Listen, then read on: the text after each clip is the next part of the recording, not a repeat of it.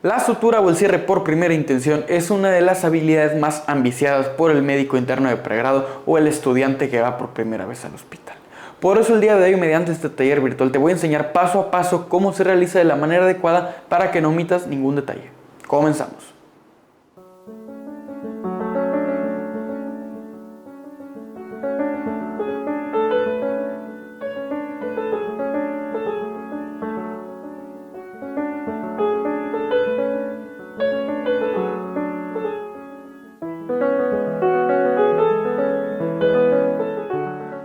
Dividiremos este taller en diversas etapas, donde aprenderemos las habilidades básicas y necesarias para la sutura. La primera etapa será el infiltrado, donde hablaremos de cómo infiltrar y con qué fármaco infiltrar de la manera apropiada para evitar dolor en nuestros pacientes. El segundo punto va a ser el lavado. El lavado se vuelve fundamental para evitar las infecciones después del cierre o las infecciones del sitio quirúrgico. Paso número 3 y lo más esperado por todos, el cierre. Discutiremos el instrumental, elección de material, el tipo de punto y sus indicaciones. Y por último, los cuidados que debemos de tener después del cierre, la antibiótico-terapia y el día para retiro de puntos. Vamos a comenzar con el primer bloque, que es la infiltración.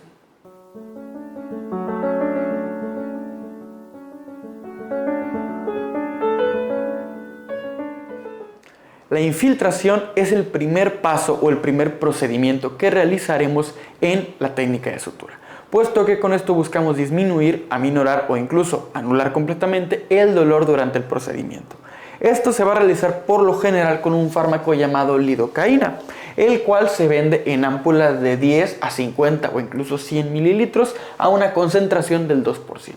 Eso quiere decir que por cada mililitro tenemos 20 miligramos de lidocaína, anestésico local, y hay que recordar que todos los fármacos tienen una dosis tope, y en este caso la lidocaína tiene una dosis tope de 5 miligramos por kilogramo, y aquí ponemos un caso para practicar un poco eso. En un paciente de 70 kilogramos, donde la dosis tope es de 5 miligramos por kilogramo, tenemos un total de 350 miligramos.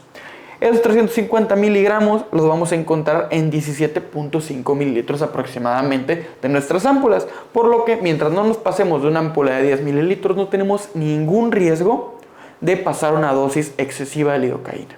Ahora, la lidocaína se puede administrar de diferentes formas. Lo más obvio y lo más común es administrarlo local, es decir, en la herida, aunque en algunas situaciones necesitamos realizar una anestesia o bloqueo regional. Ahora, aquí en un pequeño diagrama tenemos explicado el que en ocasiones podemos utilizarlo a nivel de los bordes. Cuando tenemos heridas pequeñas, podemos entrar únicamente en los bordes y así infiltrar el resto de la herida con solo 2 piquetes. Uno en la parte de abajo, otro en la parte de arriba. Vamos angulando y así distribuyendo el medicamento. Por otro lado, podemos hacer la infiltración, ya sea intralesional o perilesional. Intralesional, es decir, yo levanto el borde de la herida e infiltro en el borde de la herida. Mientras que la perilesional, yo infiltro en la periferia de la herida. El problema que yo le veo a la anestesia perilesional es el traumatismo hacia los tejidos y que probablemente vamos a tener tejidos que estén sangrando incluso antes de haber comenzado con la sutura. Por otro lado, un punto en contra de la anestesia intralesional es que si no hemos realizado una asepsia previa, podemos contaminar un poco los bordes de la herida. Aquí ya va a depender de tu criterio de cuál gustes realizar. Muy bien, vamos a pasar a ver cómo se realiza de manera apropiada la infiltración. Para realizar la infiltración en anestesia utilizaremos lidocaína, ya sea en su presentación con epinefrina o en su presentación simple.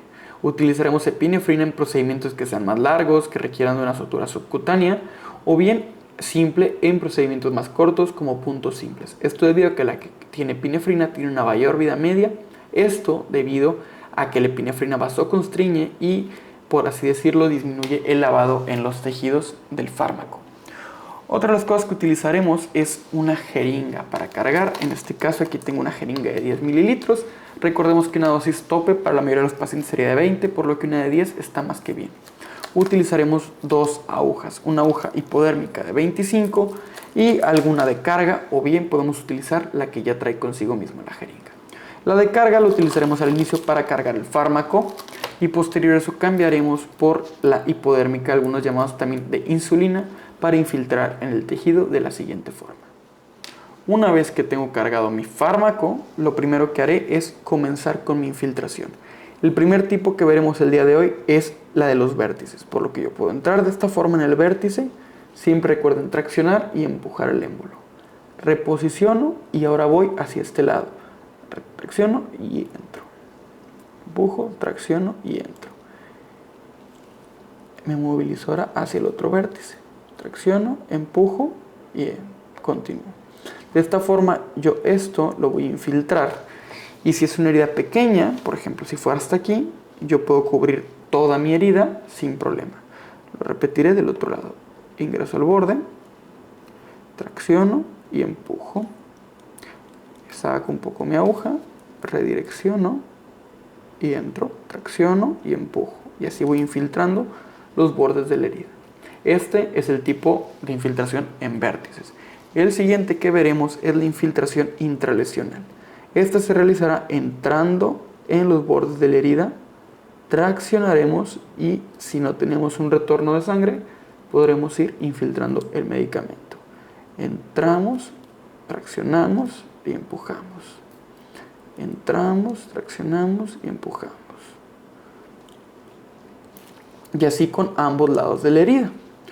Si tenemos 10 mililitros, hay que reconocer que hay que distribuirlos bien a lo largo de la herida, por lo que utilizaremos, por ejemplo, 5 mililitros para un lado y 5 para el otro. Y bien, el último tipo que hablaremos es el perilesional, donde entraremos en los bordes infiltrando de esta forma. Misma técnica de tracción del émbolo y empuje. La diferencia es que esta es en los bordes de la herida y no en el interior. Esta técnica es utilizada cuando nosotros vamos a hacer la herida, por ejemplo, en casos de un procedimiento, un drenaje de un absceso o algo, y tenemos una herida cerrada, pues entraremos en los bordes.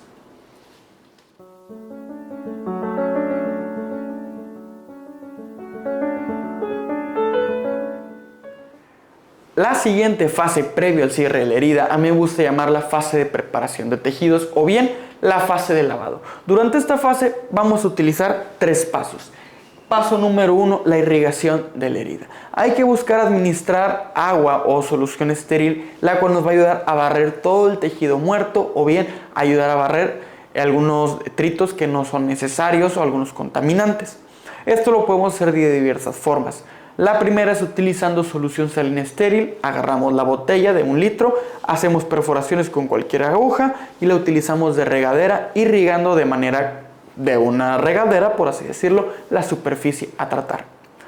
Otro que podemos hacer es precargar jeringas de gran volumen de 60 mililitros, por ejemplo, adicionando un catéter grueso como uno del 14, quitando la guía y pudiendo lavar en superficies o en espacios como esquinas o bordes que se dificulten de limpiar de manera apropiada.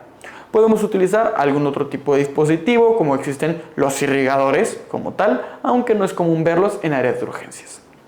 La segunda fase es el lavado con alguna solución antimicrobiana en la cual vamos a buscar la muerte de bacterias, hongos, etcétera, que se hayan alojado en la herida durante la lesión. En este caso he colocado 2 aquí, el isodine y la clorhexidina, de las que en lo personal he utilizado más y he visto mejores resultados. En lo personal prefiero la clorhexidina por menos irritación a tejidos, pero ambas funcionan de manera apropiada. Bastante recomendadas ambas. Y el último paso o la última fase es desbridar si existe algún tejido muerto o algún tejido isquémico. Si el tejido es isquémico no se puede cerrar, no va a afrontar. Para cicatrizar el tejido requiere estar vivo y bien irrigado. Recordemos que durante las fases de la cicatrización viene la neovascularización y ese tipo de anastomosis entre los vasos que están volviendo a pegar. Y si tenemos un área de isquemia no va a cerrar, va a necrosar y por ende nuestra sutura o nuestro procedimiento no sería de manera apropiada. Por lo que hay que buscar tejido muerto y retirarlo de manera apropiada con una pinza de disección y una tijera de mayo. Ahora, algo importante es la técnica que utilizaremos para el lavado de las heridas. La más utilizada o la más recomendada es la técnica centro-periferia, donde utilizaremos nuestra gasa o nuestra esponja para lavar, impregnada con solución. Empezaremos en el centro, en la herida, y seguiremos hacia la periferia. Si bien hay que cubrir los bordes, pero también la piel sana. Recordemos que la piel se encuentra saprofitada por diferentes tipos de bacterias como Streptococcus y algunos también estafilococos, que si se quedan ahí van a contaminar la herida, por lo que hay que disminuir la carga bacteriana que puede estar albergada en la herida durante el momento del procedimiento y los 3 días posteriores. Otra técnica que podemos utilizar para el cierre de la herida o bien para el lavado de la herida va a ser de arriba hacia abajo, sobre todo en heridas lineales muy grandes. Esto igual con una gasa, esponja impregnada con agente para lavar o antimicrobiano como sería la clorhexidina o el isodine. Y bueno, aquí como comentábamos, cubrir los bordes de la herida y la piel sana también. Existen diferentes antisépticos o soluciones antimicrobianas que no se recomiendan para este lavado, como sería el alcohol, como sería el agua oxigenada, las tinturas violetas, el metiolate, etcétera, que son más dañinos para los tejidos y no favorecen a su limpieza de una manera apropiada. Una vez limpia nuestra herida y preparada para el cierre, podemos proceder, como dice su nombre, al cierre. Veamos de manera detallada cómo realizar este lavado a continuación. Para realizar el lavado de la herida, utilizaremos soluciones como sería el isodine o bien el gluconato de clorhexidina. 2 soluciones que son antisépticas y excelentes para el manejo de piel con heridas o piel discontinua, a diferencia, por ejemplo, del alcohol, que es un antiséptico para piel sin lesiones o piel completa. Asimismo, comenzaremos colocando el isodine en alguna esponja o en alguna gasa y dando lavado del centro a la periferia de la siguiente forma, o bien en una herida la cual se alarga. Hacer el centro de la periferia se puede poner complicado, entonces podemos hacer una línea de arriba hacia abajo, cubriendo también en una especie de elipse los bordes de la herida. Y esa sería la forma apropiada, independientemente esté utilizando la clorhexidina o el isodine, de lavar una herida.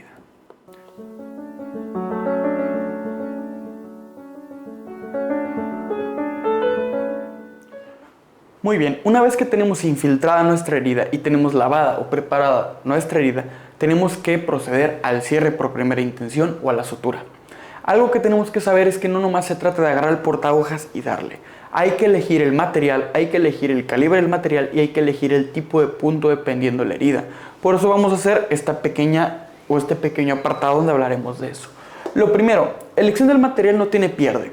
Si yo voy a utilizar, tengo una herida que tiene un flap o tiene un fragmento de piel levantado que yo quiero fijar primero y después cerrar mi piel, yo voy a requerir de hacer un punto subcutáneo o subdérmico, por lo que utilizaré un material que sea absorbente. En este caso, el Vicryl, el Catgut podría utilizarse, pero el más apropiado sería el Vicryl.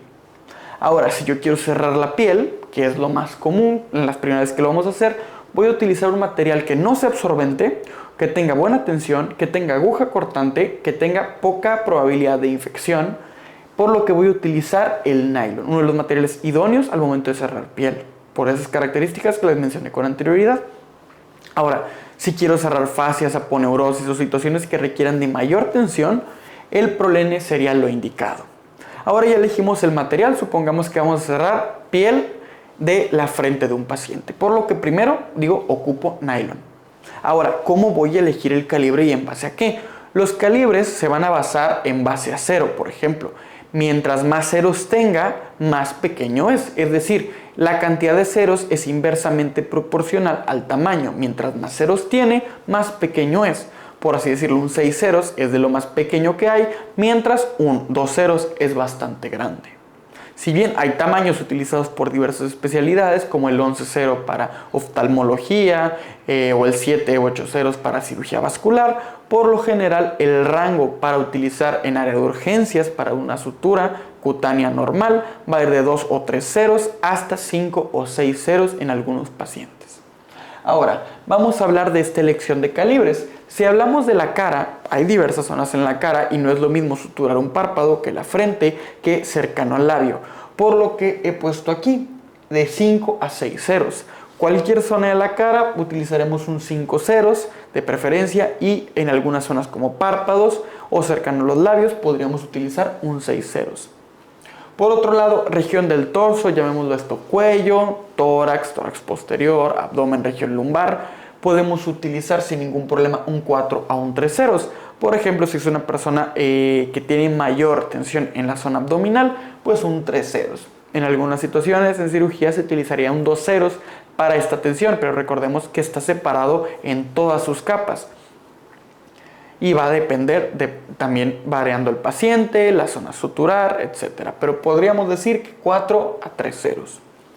Mientras que en las extremidades también podemos utilizar de 4 hasta 2 ceros. Por ejemplo, en la región del brazo y en la región del antebrazo, un 3 ceros o incluso un 4 ceros si hay poca tensión. Si hay mucha tensión, por ejemplo, en la región del tríceps o en regiones que son muy gruesas como la palma de la mano o la palma del pie, podemos utilizar en algunos casos 2 ceros, aunque para mi gusto es bastante grande y se recomendaría utilizar de 3 para arriba. Ahora, hablando del mismo caso, es un paciente que tenemos que cerrar una herida lacerante enfrente. Ya elegí nylon por las características y por ende voy a elegir un 5 ceros para cerrar la frente. Lo que sigue es qué punto voy a utilizar. Existen diferentes puntos y aquí únicamente he mencionado los más típicos, ¿sí? Tenemos el punto simple, que es el punto tradicional a realizar en las heridas traumáticas.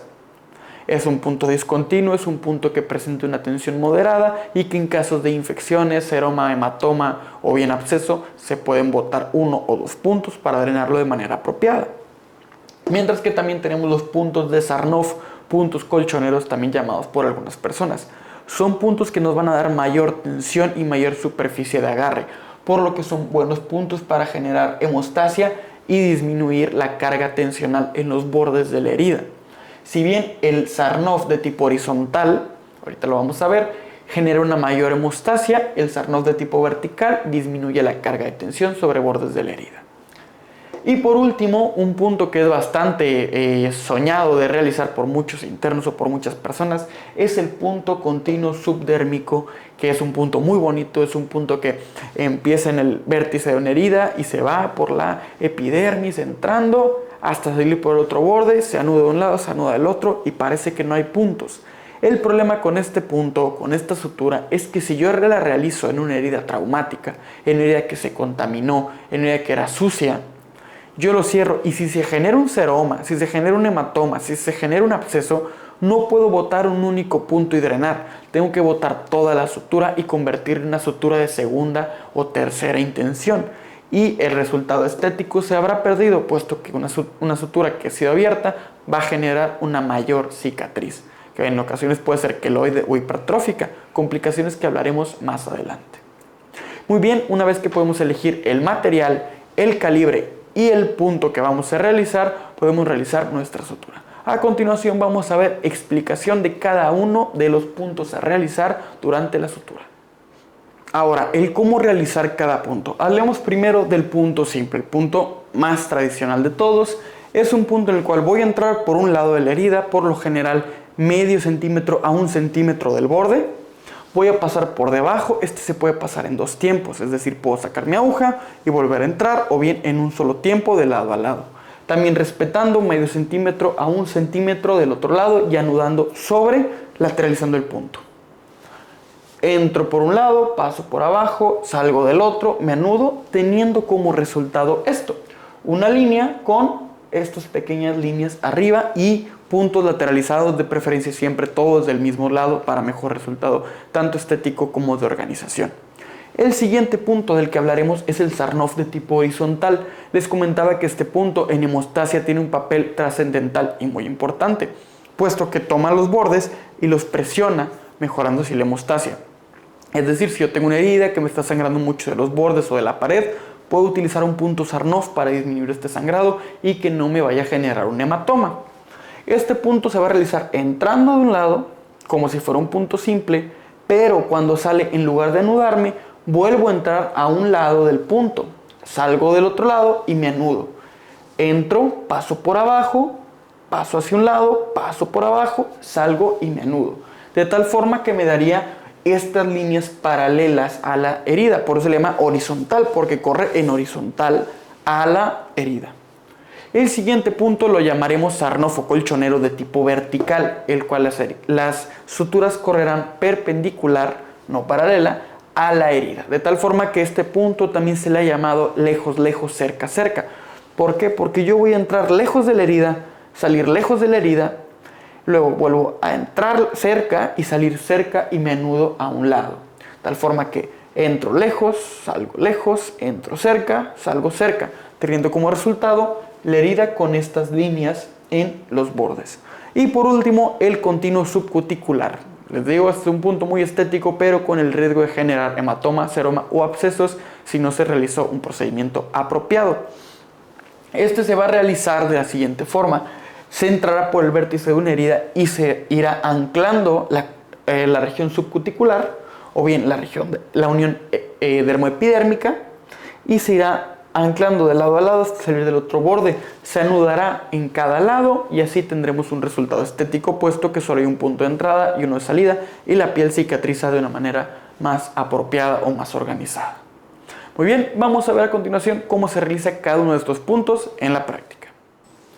Antes de realizar el procedimiento, una de las fases más importantes es la colocación de guantes.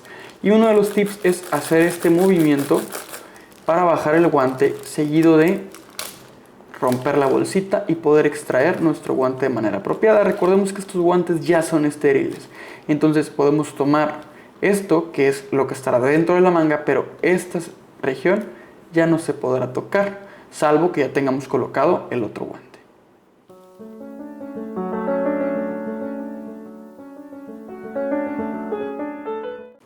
Para comenzar, tomaremos nuestro portaagujas y tenemos que verificar que la aguja se encuentre en la unión entre el tercio medio y el tercio posterior, es decir, a esta altura aproximadamente, lo cual nos asegurará un correcto muñequeo al momento de suturar.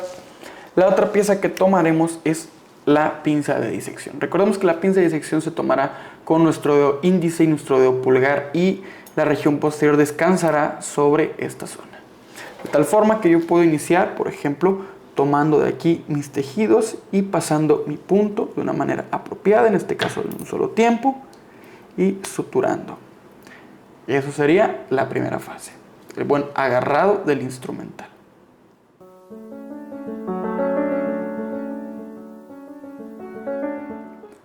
Para realizar el punto simple tomaremos el tejido y a medio centímetro o hasta 1 centímetro de distancia saldremos del borde de la piel, sacaremos nuestro material, reacomodaremos y de igual forma entraremos a 1 centímetro o medio centímetro del borde de la piel de la región proximal. Recordemos que siempre se suturará de distal a proximal, es decir, de lejos de nosotros hacia nosotros.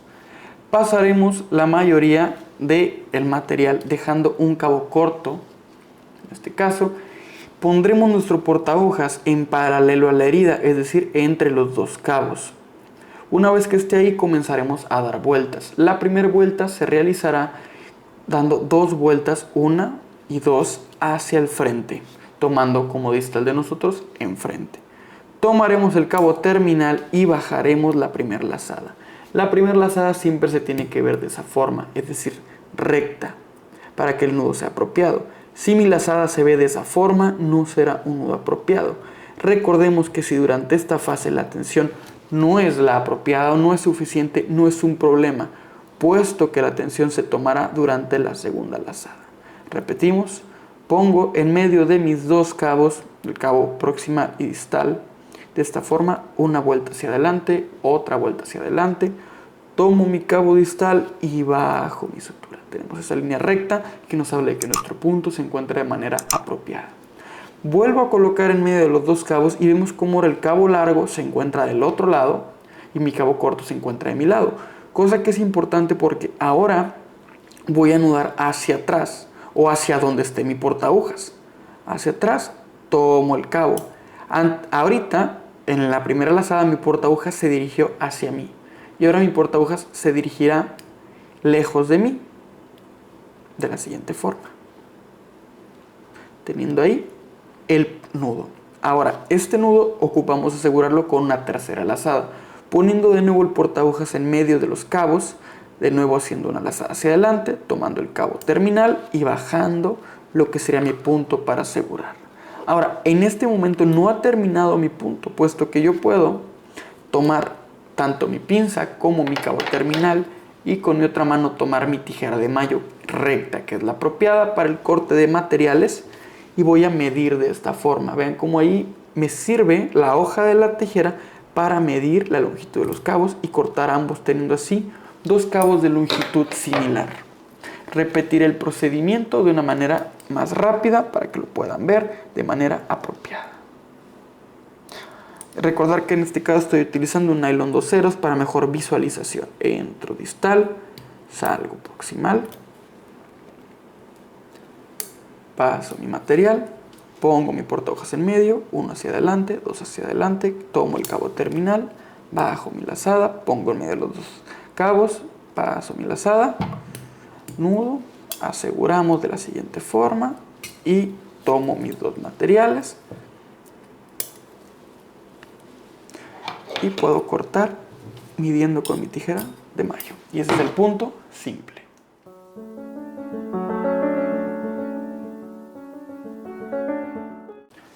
El punto de Sarnoff o el punto colchonero se realiza comenzando, si hablamos del punto en horizontal, igual a como si fuera un punto simple, a medio centímetro o 1 centímetro de mi herida, saliendo del otro lado.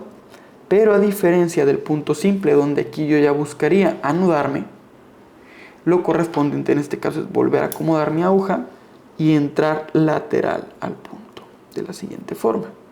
De tal forma que cuando yo baje mi punto, quede una línea paralela y ponemos nuestro portahojas en medio de los dos cabos, al igual que en el punto simple, uno hacia adelante, otro hacia adelante, bajo, y aquí cruzo. Pongo en medio de los dos cabos de nuevo, uno hacia atrás, bajo. Pongo en medio de los dos cabos, uno hacia adelante y bajo. Y ese sería mi punto Sarnoff de tipo horizontal. Voy a repetirlo, en este caso no es necesario cortar este cabo porque ya quedó muy corto. Puedo cortar de manera individual este. Repito mi punto de tipo Sarnoff horizontal. Recordemos que este es un punto que lateraliza la tensión y mejora la hemostasia. Dejo aquí al lado los puntos simples para que puedan hacer una comparativa. Igual, tomo mi piel. Aquí como ya está muy junto, podría entrar en un solo tiempo. Entro a medio centímetro. ¿Qué es un tiempo? Bueno, es entrar y salir de una sola vez sin tener que sacar mi aguja en medio de la herida. Tomo aquí mi aguja, la roto y puedo entrar de nuevo. Aquí busco mi herida.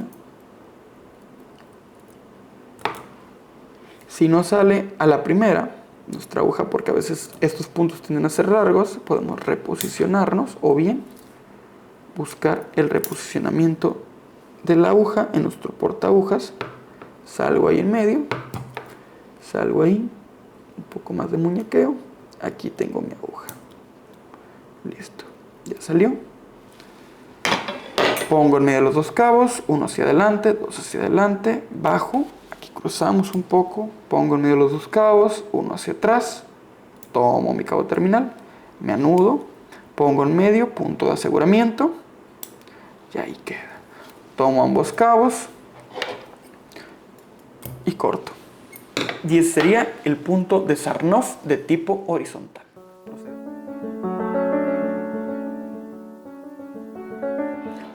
Para realizar el punto Sarnoff de tipo vertical, lo haremos de la siguiente forma. Recordemos que este punto también se le ha llamado lejos, lejos, cerca, cerca por alguna razón. Por lo que me voy a posicionar lejos en la herida.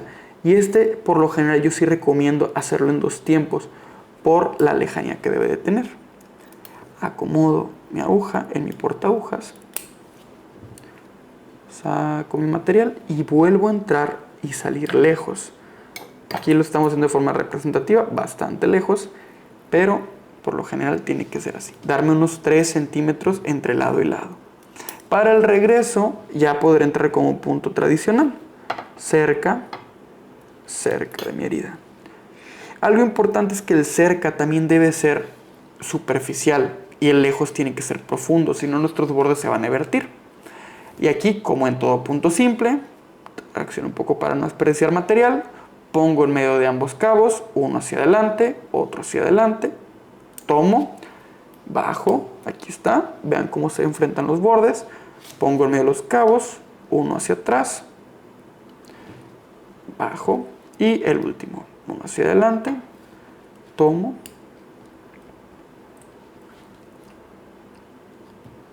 y bajo. Con mi portaagujas tomo mi tijera de mayo, corta ambos puntos. Vamos a repetir el procedimiento del punto Sarnoff de tipo vertical. Recordamos que tomamos nuestra aguja siempre en unión del tercio medio con el tercio distal. Tomo mi pinza de disección y entro lejos. Les digo, yo lo recomiendo hacer en 2 tiempos para evitar quedar muy cortos. Saco el material, levanto bordes y salgo lejos.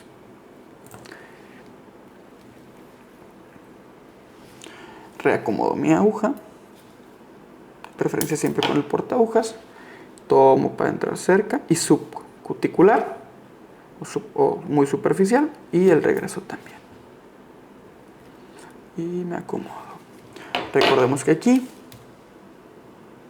entre ambos cabos, uno hacia adelante, otro hacia adelante, tomo el cabo distal, bajo mi nudo, pongo en medio de los cabos, uno hacia atrás, tomo y ahora mi porta hacia adelante. Tomo mis 2 cabos, uno hacia adelante, tomo el cabo distal, bajo, tomo ambos materiales. Aquí queda muy corto este. La importancia de que los cabos no queden muy cortos es que no se pierda el punto o bien que no se encarne. Ahí queda. Y ahí están mis 3 puntos. Simple, Sarnoff de tipo horizontal y Sarnoff vertical. Continuamos con...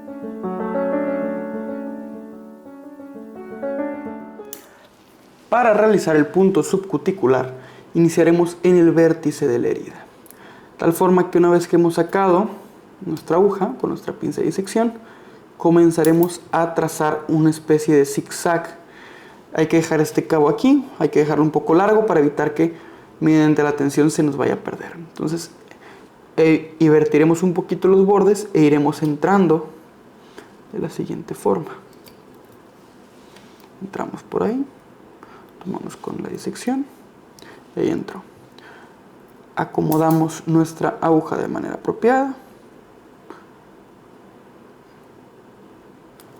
y ahí salgo. Tomo con mi pinza de disección y saco de nuevo. Este es un punto que toma tiempo realizar, es un punto que es tedioso de hacer.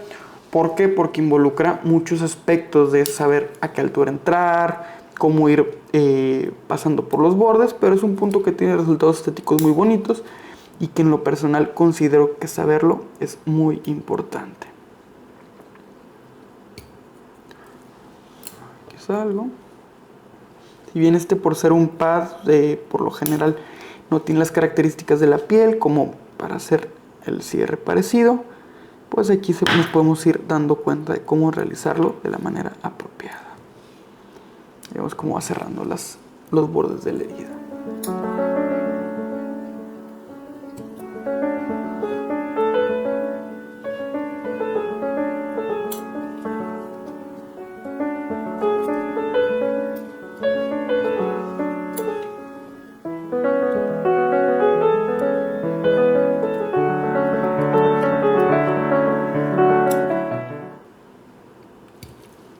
Y salimos por el otro borde. Y bueno, ahí tenemos nuestra sutura. Si bien las características de esto pues no asemejan tanto a la piel, lo que seguiría aquí es anclarnos de la siguiente forma. Pongo mi portaagujas como si tuviera los 2 cabos, uno hacia adelante, uno hacia adelante, otro hacia adelante, y tomo el mismo y se anuda sobre sí. Tomo ese y otra vez, uno, tomo, bajo, vuelvo a pasar uno hacia adelante y bajo.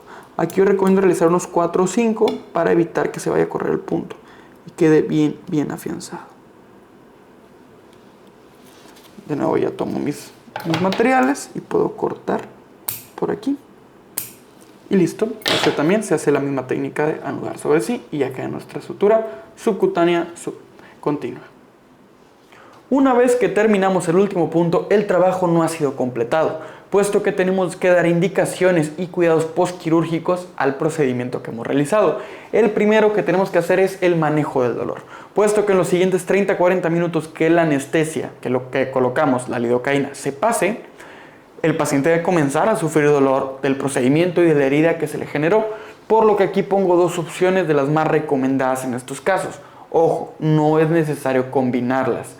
Tenemos que administrar una u otra dependiendo de las posibilidades o bien lo que tenga el paciente o lo que tengamos. Uno de esos es paracetamol. Se recomienda 800 miligramos cada 8 horas, aunque algunos podemos iniciar con dosis de 500 cada 8 horas o una tableta y media para utilizar 750, puesto que la presentación más típica es de 500 miligramos. Por otro lado tenemos el ketorolaco, tabletas. El ketorolaco hay en dos presentaciones, tabletas y sublingual. El sublingual por lo general viene de 20 miligramos y el tabletas de 10 a 30 miligramos y va a depender de cuál queramos utilizar. Por lo general en estos casos se deja de tabletas de 10 miligramos o sublingual de 20 miligramos cada 8 horas. Para el manejo de la infección tenemos dos abordajes, el abordaje tópico y sistémico. Si bien no es una herida infectada, tenemos que dar de manera profiláctica un tratamiento de antibiótico y de limpieza. Iniciaremos con las curaciones. Las curaciones las va a realizar el paciente cada 12 o 24 horas, dependiendo de la evolución de la herida. Por lo general, el primer día posterior a la sutura se realiza cada 12 horas y los días posteriores cada 24 horas, con cambio de gasa o apósito y colocar algún antiséptico como microdacin. En estos casos ya no es necesario recomendar al paciente que utilice isodina o bien el uso de clorexidina. Y por último, en el manejo o la profilaxis para la infección, el uso de algún antibiótico en forma de tabletas. El más utilizado es la amoxicilina con ácido clavulónico, buena impregnación para tejidos blandos, por lo que se utiliza 875 miligramos de amoxicilina con 125 miligramos de ácido clavulónico o clavulonato cada 12 horas por 5 días al menos. Y por último, hay que avisar a nuestro paciente que se tienen que retirar los puntos. El retiro de puntos va a depender dependiendo de la zona donde se hayan colocado. No es lo mismo un punto que se haya colocado en la frente a uno que se haya colocado en el codo. Por lo que de una forma sencilla, los que sean en cara, dependiendo de la zona que sea, van a ser a los 5 días el retiro, por la cantidad, el tipo de irrigación y la poca fricción de esta zona.